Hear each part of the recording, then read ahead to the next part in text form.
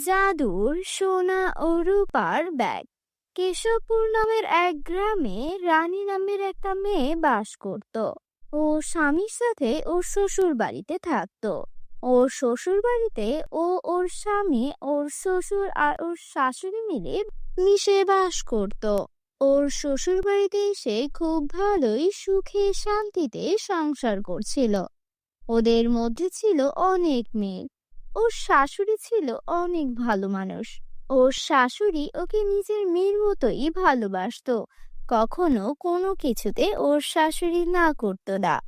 একদিন ওর স্বামী অফিসে যাওয়ার সময় ওর শাশুড়ি ডেকে বলে, বৌমা, ও বৌমা, শোনো, রাকিব তো সকাল সকাল বাড়ি থেকে বেরিয়ে গেল। তুমি কি রাকিবের জন্য টিফিনটা দিয়েছিলে ওর ব্যাগে? সারাদিন ছেলেটা অফিস করে টিফিন না করলে তো ছেলেটা তো রোগা হয়ে যাবে। হ্যাঁ মা, দিয়েছি। এটা নিয়ে আপনার চিন্তা করতে হবে না মা, আমি সব কিছু গুছিয়ে দিয়েছি। আপনি ওষুধটা খেয়েছেন? বাবাকে ওষুধ দিয়েছিলেন মা? হ্যাঁ বৌমা, আমি আর তোমার বাবা ওষুধ খেয়েছি। আমাদের ওষুধ খাওয়া নিয়ে তুমি ব্যস্ত হইও না, আমরা ঠিক আছে বৌমা। তুমি যে আমার কত লক্ষ্মী বৌমা, তোমাকে নিয়ে আমার অনেক গর্ব হয়। প্রতিটা শাশুড়ি যেন এমন বৌমা পায়। আপনার মতো শাশুড়ি পেয়ে আমি অনেক খুশি মা। প্রতিটা ঘরে ঘরে যেন আপনার মতোই শাশুড়ি থাকে। আপনার মতো শাশুড়ি পেয়ে মনে হয় আমি আমার মাকে পেয়েছি। এভাবেই ওদের সংসার অনেক সুখেই কাটছিল। গ্রামের লোকেরা ওদের দিকে হিংসে চলে পড়ে মরত। সবাই আফসোস করত। বন্ধুরা, তোমরা যারা যারা গল্পটি দেখছো, তোমাদের নাম কমেন্টে লিখে জানাও। আমরা নেক্সট গল্প তোমাদের নাম দিয়ে বানাবো। এভাবেই অনেক অনেক আনন্দেই ওদের দিন কাটছিল। কিন্তু হঠাৎ একটা দুর্ঘটনা ঘটে যায়।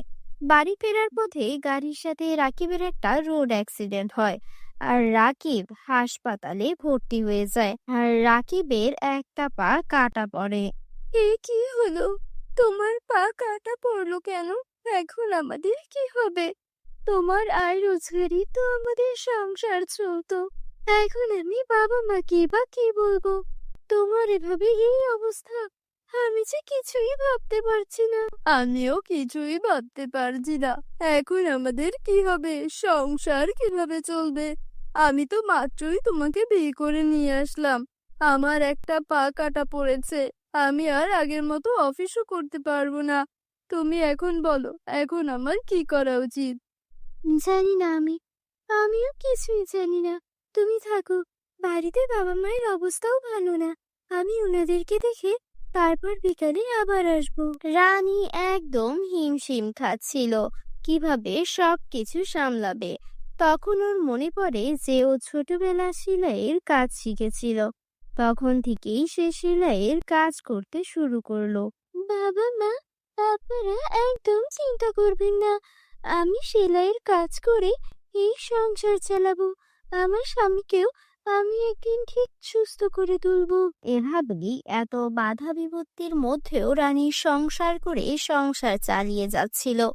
এভাবেই দিন কাটতে থাকে। একদিন রানীর ব্যাগটা নষ্ট হয়ে যায়। তাই ও তখন একটা পুরনো ব্যাগের দোকান যায়। আর দোকানে গিয়ে ওর হঠাৎ নজর পড়ে একটা পুরনো ব্যাগের দিকে। আরে বাহ, এই ব্যাগ তো অনেক সুন্দর। বাড়িতে আমার ব্যাগটা বেশ অনেকদিন ধরেই নষ্ট হয়ে পড়ে আছে। একটা ব্যাগের বহুত দরকার। আমার শাশুড়ি মাও বলেছিলেন এই ব্যাগটা বদলিয়ে অন্য আরেকটা ব্যাগ আনতে। কিন্তু আমার যে আয়ের অবস্থা, আমি কি এটা কিনতে পারবো? বন্ধুরা, তোমরা যারা যারা এখন পর্যন্ত গল্পটি দেখছো, তোমরা ভিডিওতে একটা লাইক করে দাও। আর হ্যাঁ, তোমাদের নামটিও কমেন্টে লিখতে ভুলো না যেন। আমরা নেক্সট গল্প তোমাদের নাম দিয়ে বানাবো। এইটা নিয়ে যান, এটার দাম খুব কমই রাখবো। পুরনো একটা ব্যাগ দেখে কেউ নেয় না। একবার এক বুড়ি এই ব্যাগটা মাত্র 500 টাকাতে আমাকে দিয়ে গেছে। আমি ভেবেছি এটা অনেক লাভ করে বিক্রি করব, কিন্তু এখন দেখি পুরনো ব্যাগ বলে কেউ নিতে চায় না। অনেক পুরনো ডিজাইন, আবার দোকানে পড়ে পড়েও নষ্টই হচ্ছে। দাম তো আর বাড়বে না, আরো কমবে। ভাই, আমি যে মাত্র 200 টাকা করে সাথে এনেছি। বাকি টাকা আপনাকে আমি যদি আগামী সপ্তাহে দিই, আপনার কোনো সমস্যা নেই তো? আমি তো এখানে থাকি, আমার বাড়ি এই কাছেই। আরে হ্যাঁ হ্যাঁ, আমি চিনি আপনাকে। আমার বউ তো আপনার থেকেই জামা সেলাই করে। অনেক সুন্দর জামা সেলাই করেন আপনি। নিয়ে যান, সমস্যা নেই, টাকা দিয়ে যেন। তারপর ব্যাগ কিনে রানী বাড়িতে চলে আসে আর ব্যাগের দিকে তাকিয়ে বলতে থাকে, আজকে সামর্থ্য নেই বলে একটা পুরনো ব্যাগ বাড়িতে আনতে হলো।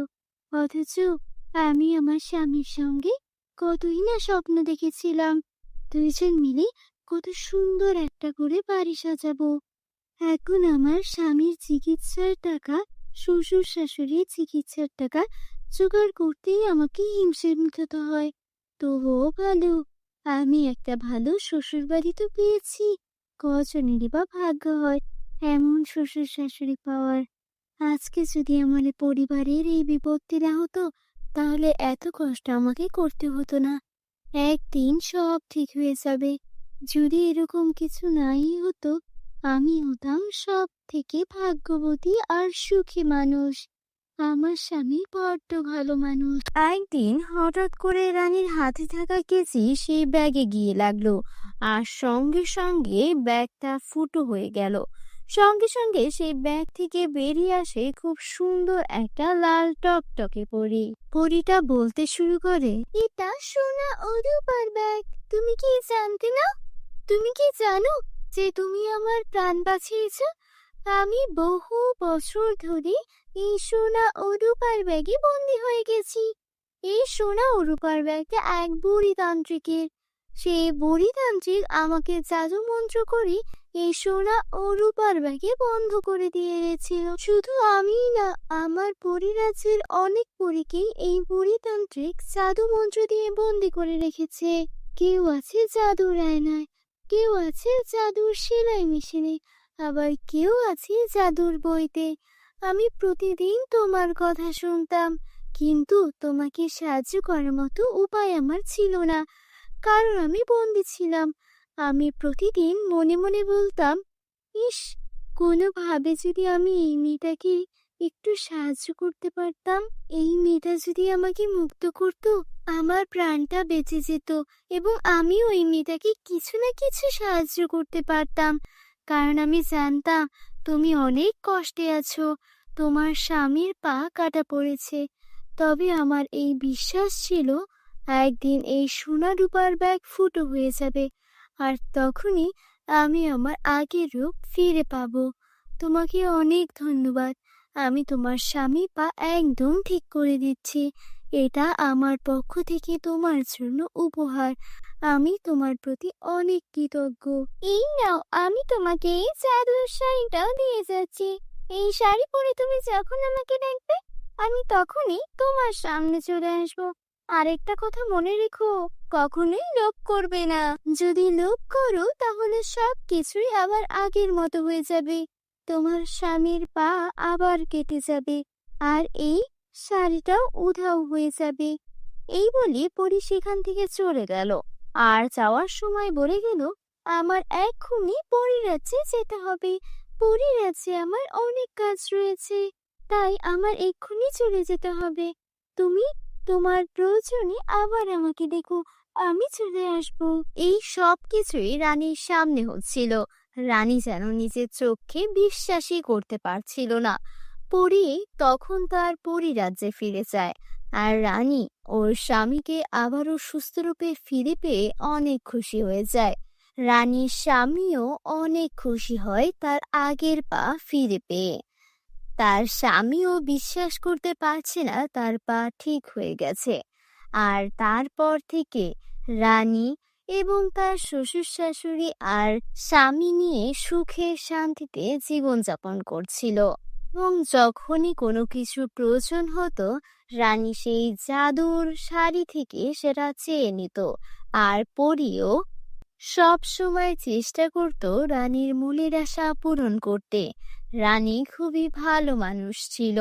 রানী কখনোই লোভ করেনি এবং সে সব সময় গরিব দুঃখীদের পাশেই ছিল। কিছুদিন যাবার পর রানী অসুস্থ হয়ে যায়। রানীর অসুস্থ হওয়ার পর সে আবারও পরীকে কাছে ডাকে। পরী এসে তাকে সুস্থ করে তোলে।